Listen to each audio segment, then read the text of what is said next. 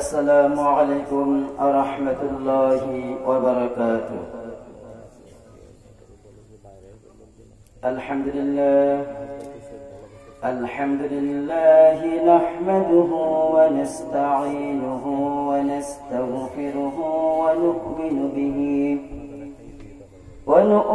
به ونتوكل عليه ونعوذ بالله من شرور أنفسنا ومن سيئات أعمالنا.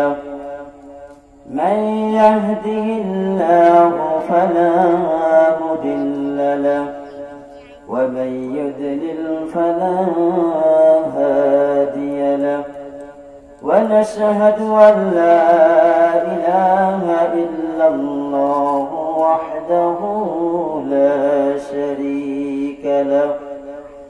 وأشهد أن محمدا عبده ورسوله أرسله بالحق بشيرا ونذيرا وداعيا إلى الله بإذنه وسراجا منيرا.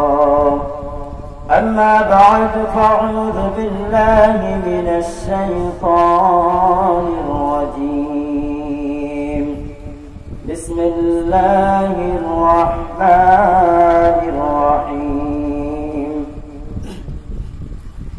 يوم ندعو كل أناس بإمامهم فمن أوتي كتابه بيمينه فأولئك يقرؤون الكتاب ولا يظلمون فتيلا. عن عبد الله بن عمر رضي الله تعالى عنه يقول سمعت رسول الله صلى الله عليه وسلم يقول كلكم راع وكلكم مسؤول عن رعيته. الإمام راع ومسؤول عن رعيته. الرجل راع في أهله بيت ومسؤول عن رعيته. والرجل راع في مال أبيه سيده مسؤول عن رعيته. وكلكم راع ومسؤول عن رعيته. وقال تعالى في شان حبيبه صلى الله عليه وسلم إن الله وملائكته يصلون على النبي يا أيها الذين آمنوا صلوا عليه وسلموا تسليما. সবাই নামাজে দুরূদ পড়ি। اللهم صل على محمد وعلى آل محمد كما صليت على إبراهيم وعلى آل إبراهيم إنك حميد مجيد. اللهم بارك على محمد وعلى آل محمد كما باركت على إبراهيم وعلى آل إبراهيم إنك حميد مجيد. رب اشرح لي صدري ويسر لي أمري واحلل عقدة من لساني يفقه قولي. رب زدني علما رب زدني علما رب يسر ولا تعسر وتمم بالخير. سبحانك لا علم لنا إلا ما علمتنا إنك أنت العليم الحكيم. صدق الله العظيم. দাও খোদা দাও আমায় আবার ও মুর্দার যেদিন। দাও খোদা দাও আমায় আবার ও মুর্দার দাও আমায় আবার ও মুর্দার দিল দাও আলীর মতো বীর সেনানী আলীর মতো বীর সেনানী জগতে নিখিল দাও খোদা দাও আমায় আবার ও মুর্দার দিল দাও খোদা দাও আমায় আবার ও মুর্দার দিল। আলহামদুলিল্লাহ। বাইনখালী তাফসীর কমিটি ও বাইতুল আমান জামে মসজিদের উদ্যোগে আজকে মাহফিলের আয়োজন করেছেন। যে সমস্ত আল্লাহ তাআলার গোলামেরা এই মাহফিলের আয়োজন করেছে, আল্লাহ রাব্বুল আলামিন তাদের সবাইকে আতালাল্লাহু উমরাহু ওয়া বারাকাল্লাহু ফি হায়াতি, জোরে বলেন আমিন। যে সমস্ত ভাইরা মাহফিলের আয়োজন করেছেন, যারা আর্থিক শক্তি দিয়ে, বুদ্ধি দিয়ে, টাকা দিয়ে, শ্রম দিয়ে যেভাবে এখানে সাহায্য সহযোগিতা করেছেন, আল্লাহ রাব্বুল আলামিন সবাইকে হায়াতে তয়্যিবা সিফাতে কুল্লিয়া দান করুন, জোরে বলেন আমিন। আমার মঞ্চে উপস্থিত আছেন সম্মানিত আলেম ওলামা, নবীদের ওয়ারিস, এবং আমার সামনে উপস্থিত আছেন যুবক ভাইরা এবং দাড়ি পাকা মুরব্বিয়ান কেরাম এবং পর্দার আড়ালের সম্মানিত মা ও বোনেরা, সবাইকে জানাই মোবারকবাদ এবং আন্তরিকভাবে সবাইকে জানাই সালাম। আসসালামু আলাইকুম ওয়া রাহমাতুল্লাহি ওয়া বারাকাতুহু। আল্লাহ রাব্বুল আলামিন আপনাদেরকে আমাকে মহব্বত করে, বাছাই করে, যাচাই করে সুস্থ রেখে আল্লাহ রাব্বুল আলামিন জান্নাতের টুকরায় আসার এবং বসার তৌফিক দিয়েছেন। এজন্য আমরা খুশি না বেজার? এটা আওয়াজ দিয়ে বলেন, খুশি না বেজার? যদি খুশি হয়ে থাকি, যে রব আমাদেরকে সুস্থ রেখে, ভালো রেখে জান্নাতের টুকরায় বসার মতন তৌফিক দিয়েছেন, সেই রবের প্রতি আমরা শুকরিয়া দান বলি আলহামদুলিল্লাহ। আল্লাহ রাব্বুল আলামিন আমাদেরকে সবাইকে হায়াতে তয়্যিবা সিফাতে কুল্লিয়া দান করুন, জোরে বলেন আমিন। সম্মানিত মুসলমান ভাইরা, গতকালকে এই টাইমে এই জায়গাটা ছিল মুজাহার মল্লিক স্কুলের প্রাঙ্গণ মাঠ ছিল। আগামীকাল ঠিক এই মাঠটা সেই মাঠে পরিণত হয়ে যাবে, কিন্তু এই জায়গাটা আল্লাহ রাব্বুল আলামিন এখন কিতে পরিণত করেছেন? বিশ্বনবী সাল্লাল্লাহু আলাইহি ওয়াসাল্লাম বলেছেন, মাজালিসুল ইলমি হিয়া রাওদাতুম মিনার রিয়াদিল জান্নাহ। সুবহানাল্লাহ। বিশ্বনবী সাল্লাল্লাহু আলাইহি ওয়াসাল্লাম বলেছেন, দুনিয়ার জমিনে কোথাও যদি জিকিরের মজলিস হয়, দুনিয়ার জমিনে কোথাও যদি তাফসীরুল কোরআনুল মাহফিল হয়, দুনিয়ার জমিনে কোথাও যদি কোরআন থেকে আলোচনা করা হয়, সেই জায়গাটা আল্লাহ রাব্বুল আলামিন কোন সাধারণ জায়গা রাখেন না, সেই জায়গাটা আল্লাহ রাব্বুল আলামিন জান্নাতের টুকরায় পরিণত করে দেন। সুবহানাল্লাহ। ও মুসলমান ভাইরা, জান্নাতের টুকরায় বসলে কি লাভ? জান্নাতের টুকরায় বসে আল্লাহ রাব্বুল আলামিন আমাদেরকে কি দেবেন? এই কথা ওদের হাজার বছর আগে বিশ্ব নবী সাল্লাল্লাহু আলাইহি ওয়াসাল্লাম বলে গেছেন, মাজলিসু ফিকহিন খায়রুন মিন ইবাদাতি 60 সানা। ও মুসলমান ভাইরা, বিশ্ব নবী সাল্লাল্লাহু আলাইহি ওয়াসাল্লাম বলেছেন, যেখানে জিকিরের মজলিস হয়, আল্লাহ রাব্বুল আলামিনের গুণগান গাওয়া হয়, এই জায়গায় যদি আল্লাহ রাব্বুল আলামিনের কোন গোলাম যদি কিছু সময় ব্যয় করে, আল্লাহ রাব্বুল আলামিন প্রত্যেকের আমল নামায় 60 বছর নফল ইবাদতের নেকি লিখে দেয়। ও মুসলমান ভাইরা, এই জায়গায় বসলে কি উপকার হবে? কারা আমাদেরকে পাহারা দিবে?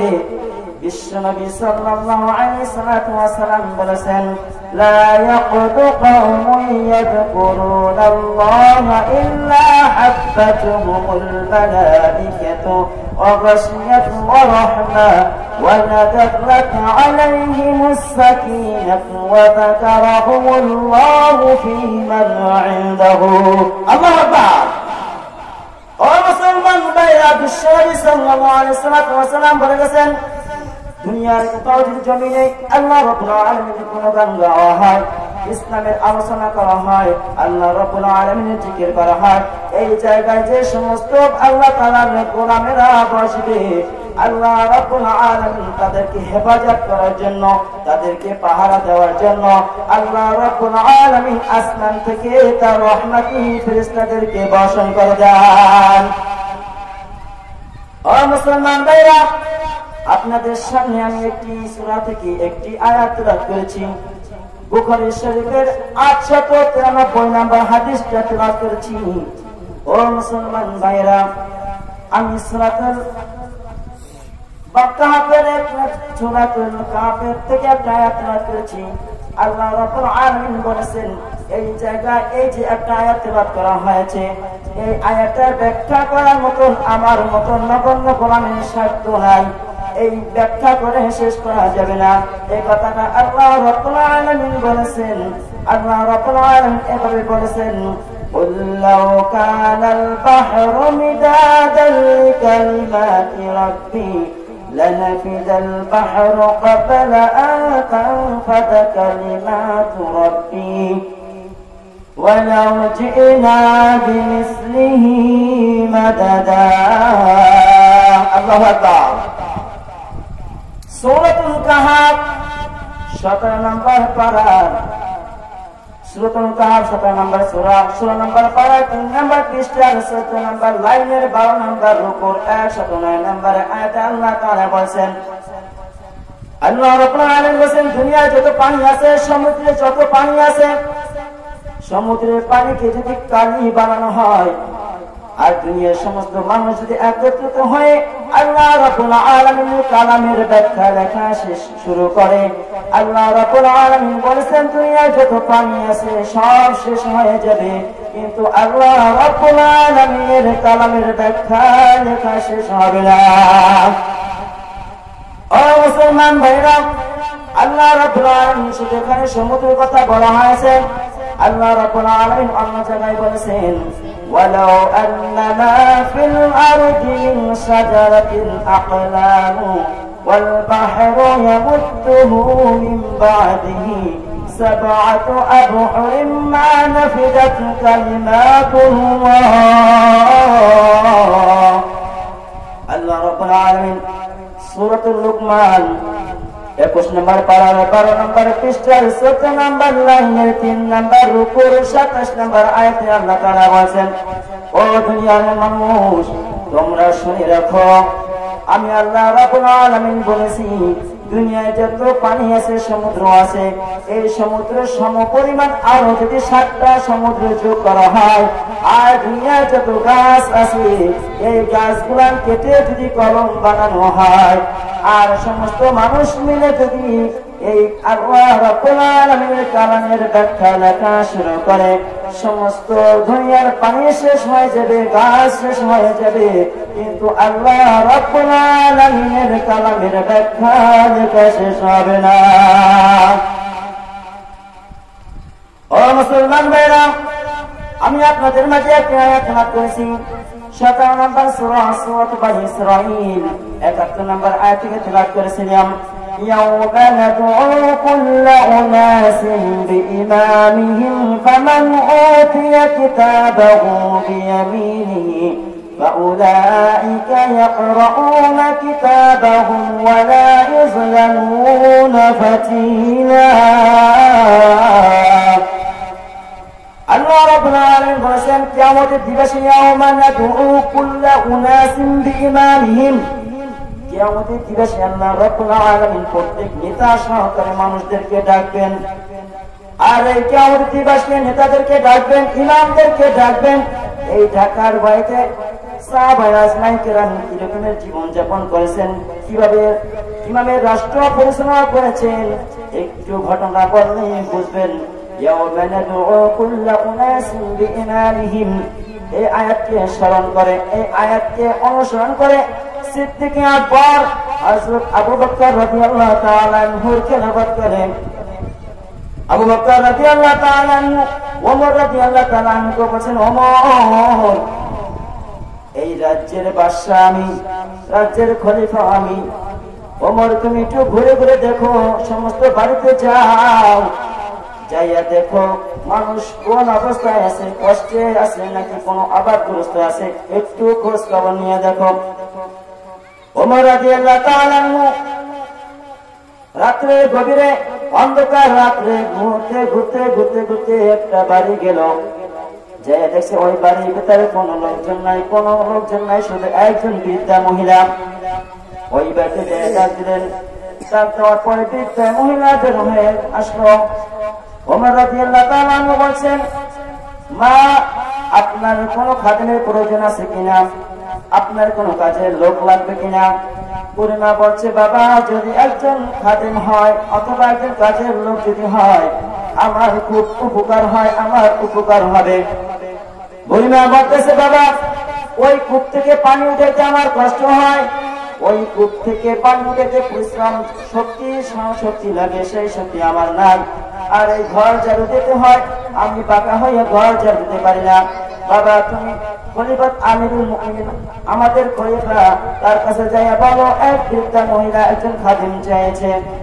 ওমর রাদিয়াল্লাহু তাআলা আনহু আবু বকর রাদিয়াল্লাহু তাআলা আনহুর কাছে যেয়ে বললেন, আমি ঘুরতে ঘুরতে ঘুরতে একটা বাড়ি গেলাম, একটা বাড়ির ভিতরে বৃদ্ধা এক মহিলা কূপ থেকে পানি উঠাতে পারে না, ঘর ঝাড়ু দিতে তাও পারতেছে না, একজন খাদিম চেয়েছে। আবু বকর রাদিয়াল্লাহু তাআলা আনহু বলেন, ওমর, ওই বাড়ি খাদেম কাকে নিযুক্ত করা যায়? ওমর রাদিয়াল্লাহু তাআলা আনহু বলেন, আমিরুল মুমিনিন, মেহেরবানি করে যদি আমাকে অনুমতি দেন, ওই বাড়ির খাদেম যদি আমাকে বানান আমার ভালো হতো। আবু বকর রাদিয়াল্লাহু তাআলা আনহু বলেন, ওমর, তুমি যখন চাইলা ওই বাড়ির খাদেম হবা, আমি তোমাকে অনুমতি দিলাম, যাও ওই বৃদ্ধা মহিলা তুমি খেদমত করো। ওমর রাদিয়াল্লাহু তাআলা আনহু হুকুম পেয়ে ফজর নামাজ পড়ে স্থির ভাবে ঠান্ডা মাথায় হাঁটতে হাঁটতে যাইয়া বুড়িমার দরজায় ডাক দিলেন, বুড়িমা, আমি ওমর এসেছি, আপনার খাদেম এসেছি, আপনার কাজ করার জন্য এসেছি। আপনি একটা বালতি দেন, কূপ থেকে পানি উঠাইয়া দিব, একটা ঝাড়ু দেন, আপনার ঘরটা সুন্দর করে ঝাড়ি দেব। বুড়িমা বলতেছে, বাবা, তোমার কপাল খারাপ, তুমি আসার আগে কে যেন আমার কূপ থেকে পানি উঠাইয়া দিয়ে গেল আর ঘরটা ঝাড়ু দিয়ে গেল। সুবহানাল্লাহ।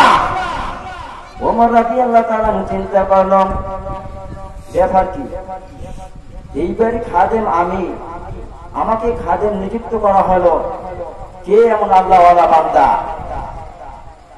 ওমর রাদিয়াল্লাহু তাআলা বলেন, না না, ফজর নামাজ পড়ে আসলে আমার দেরি হয়ে যাবে, ফজরের নামাজ পড়ে না, বরং সে ফজরের নামাজের আগে আসতে হবে। ওমর রাদিয়াল্লাহু তাআলা ফজরের নামাজের আগে আসলো।